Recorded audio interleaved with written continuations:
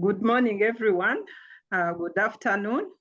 As you've heard, I'm Dr. Daisy OMUGASHO, the Executive Director for Koteri Development Initiative, an NGO based in Uganda. I would also like to first thank the organizers for giving me this opportunity to talk about this fundamental subject that affects us as Africans and as women, the issue of debt, the issue of inequality, and also the development dilemma. People have talked, who is paying for this global justice? And I would like just to remind us to go back to where we are. Imagine a world where the richest 1% hold more wealth than the bottom 95% of humanity combined.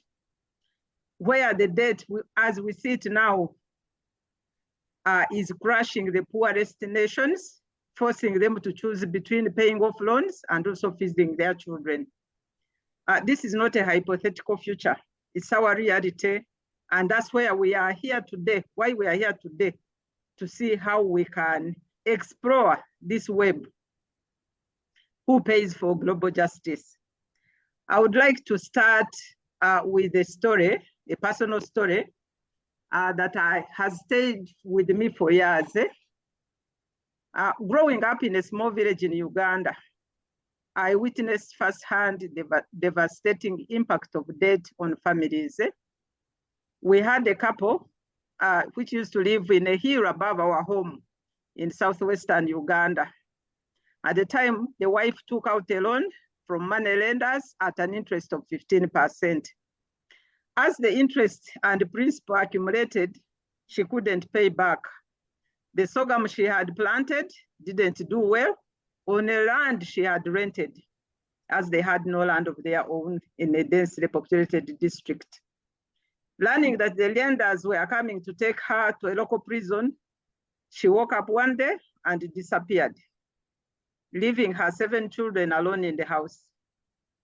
The husband, who had gone to labor somewhere, upon his return, found his wife was missing. He disappeared as well.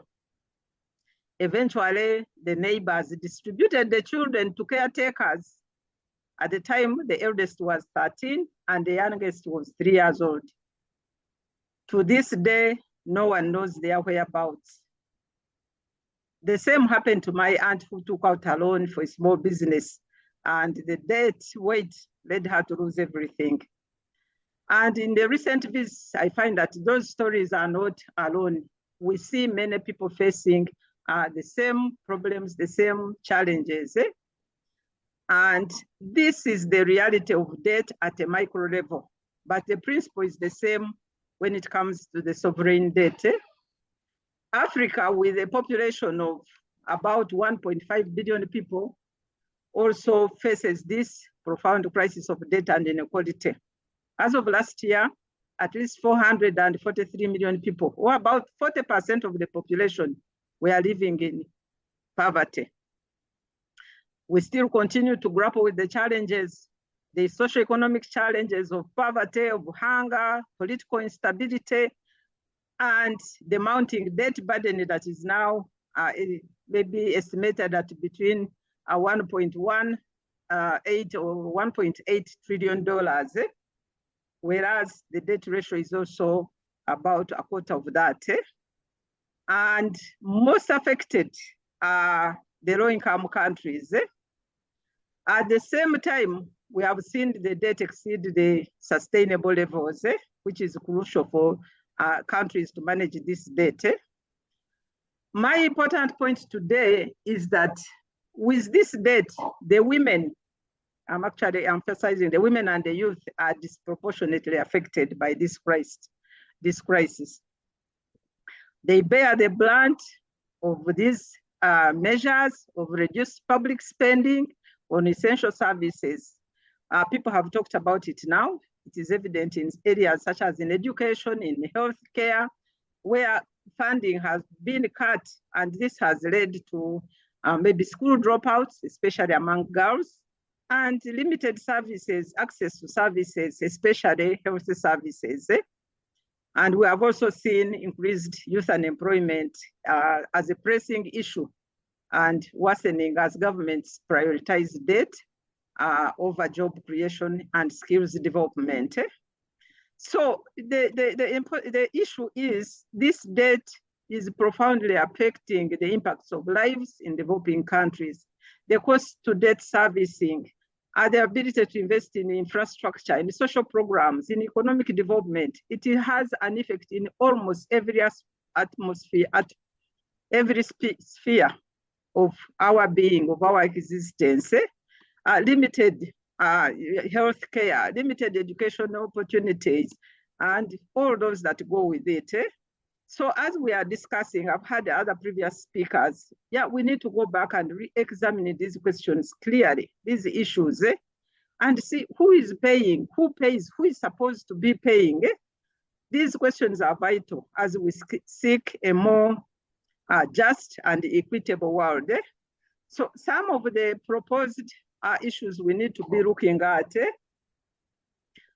Can we consider implementing a comprehensive debt relief to alleviate the burden on these developing countries, at least to allow a redirection of resources towards essential services and development? Most people have talked about it. Can we go back to finance education, to finance healthcare, so we can have a foundation for our communities, our economies to thrive?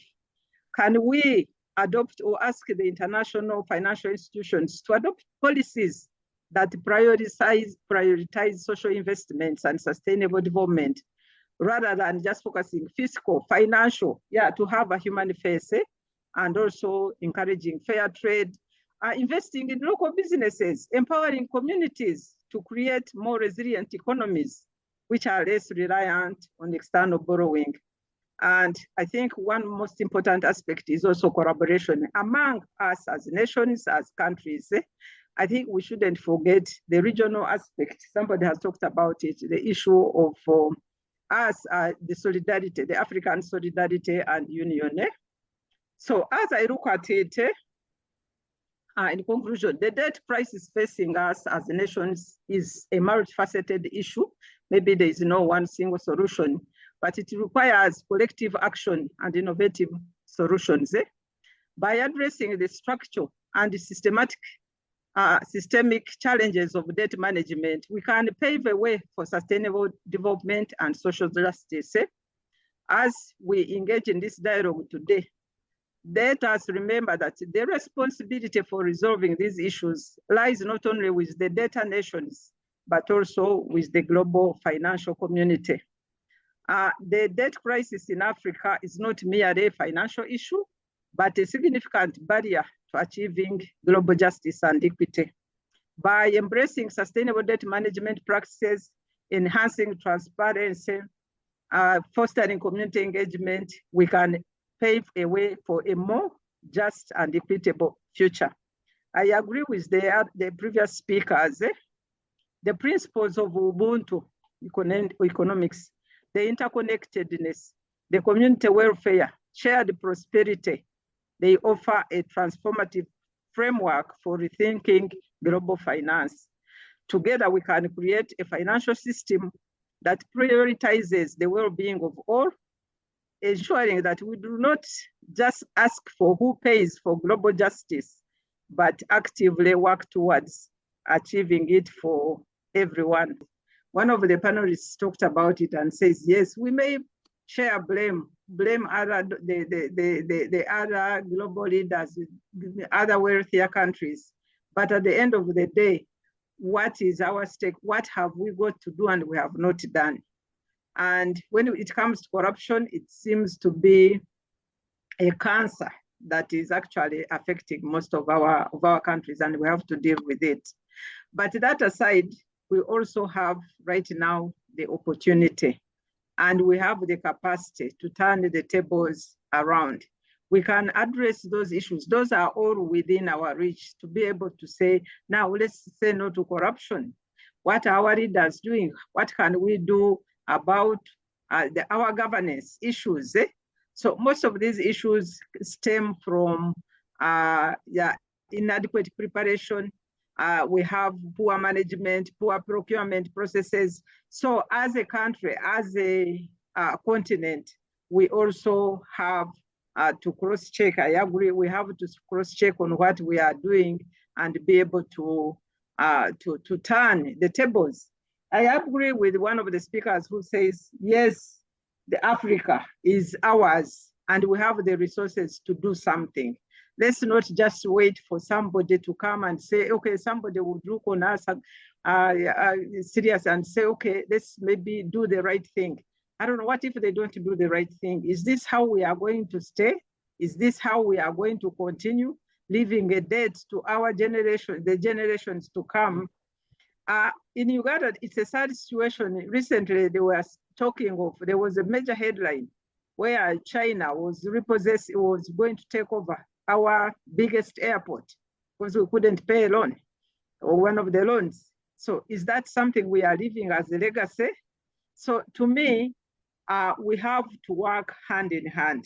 It is not something we can say that, yes, here you are the leaders, you take over the loan or take over the debt, but we also have on our part to do something. And that means addressing the issues of corruption, addressing issues of debt management, taking the loans, taking a debt when it is necessary, not just for the sake. In our place, we see sometimes the government can take on a loan maybe a month or two after passing a budget and takes it on as a supplementary budget. Is that prudential financial management? No, it isn't. So we also have to look at ourselves as we try to also look out to some of these organizations to make sure that we have a fairness in the debt system. As regards the G20, I think this is the time to also say, yes, we have done our part. There are some of these challenges, but they can also take significant steps to address the debt and inequality. Some of these injustices stem way back before some of us were born, at the colonial times and whatever, and we've been having these debts carried forward. Maybe what we can do is the new debts, but the previous ones, some are too heavy. So what can be done? The G20 has the responsibility and has the mandate and has the powers to do something that we have been carrying since we were born. It's not something we also need to actually carry, and they also hand over to the coming generations. So that is something I think we can put out to the G20, and in particularly in enhancing transparency in these loan agreements, also in the prioritization. What do we need to prioritize? Recently, there was also a newspaper headline. Our Minister for Finance was like, hey, World Bank is forcing us to take on a $40 million loan on gender-based violence when we don't have this. So those are some of the aspects. Who makes the decision? Who prioritizes? Yeah? So I think we have to work hand in hand. And also as Africa, we need to unite and create, project one voice on what we need. And we also have to look at our own backyard and see what we can address before we can start blaming everybody. But what is clear is that we have the resources, we have the capacity, and we can be able to get our economies or our Africa out of debt. Thank you so much.